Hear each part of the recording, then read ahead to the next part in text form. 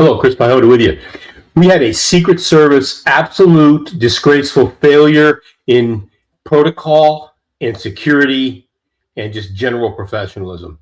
In this instance, I'd like to talk a little bit about the law enforcement community. We have a crisis in just general culture and general professionalism right now. And we're hiring the wrong people. We're looking to put butts in seats, and the organizations themselves have declining and eroding cultures. And I'm not talking about just the Secret Service, although they're the subject of this video. The FBI, all of them, they all have problems. But Secret Service is the subject of today's discussion. So let's take a look at this individual, okay? So we have an individual assigned to the vice president, number 2 person in the country, as far as political figures go. He starts leaking information to an undercover reporter, of course, a female, probably trying to hedge his bets with the ladies. But this person, you can see his name on the screen. I won't say it. But they're saying he's a holdover from the Biden administration, voted for Biden, all that good stuff, opposed to Trump's immigration policy and everything else. Now, you should be able to have those beliefs and still do your job effectively, objectively, and professionally. But it seems as though we're no longer able to do that as a population. Everybody wears their ideology and their political views on their sleeves. And in this world that we live in, that cannot be the way we move forward. An organization like the Secret Service must be impartial in how it does its job. It has to be skilled, objective, apolitical, and professional and effective.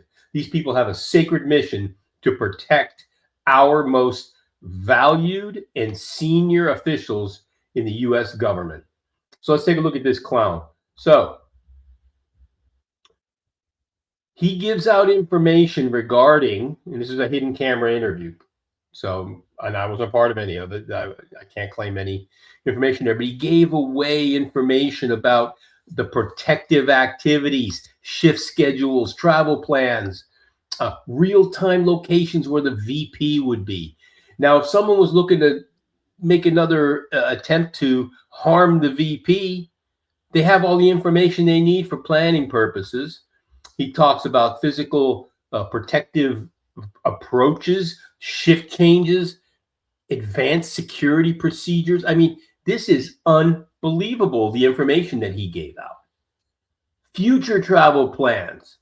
So somebody could have been laying in wait to cause harm to the Vice President of the United States. So I don't understand how we have these people in place now and how the organizations such as the Secret Service are not maintaining a culture and set of values, beliefs, and practices that get us better people than this. This is an absolute disgrace.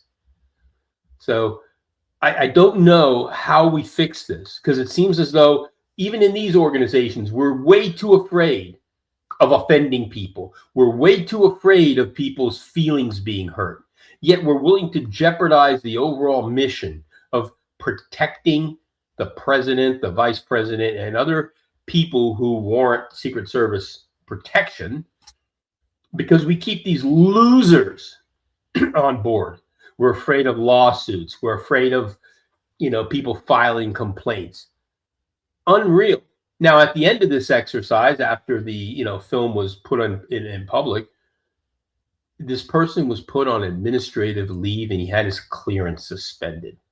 So I guess they're going to do their own internal review. They're going to do some sort of a internal investigation, and this individual more than likely will be terminated. But that will be the end of his penalty. I think there should be some legal action taken. I think you cannot have this going on. It shows how far we have fallen in our professionalism and in our ability to provide what I would consider to be the top tier law enforcement and protective activities that organizations like the Secret Service were once known for. These guys used to set the standard around the world for VIP protection. And now we have this. And the past struggles of the Secret Service and other instances, especially most recently the Butler and other events surrounding President Trump, this organization is in distress. How are we going to fix this? What do we need? the same thing we always need. You got to restore the culture. We've got to look at the leadership environment, and we got to examine the operational practices and make sure that we are able to meet the threats present and that we're able to muster up a professional, skilled, objective, apolitical mission accomplishment mindset. Otherwise, we're going to fail. We're going to have another tragedy. And this is just unbelievable.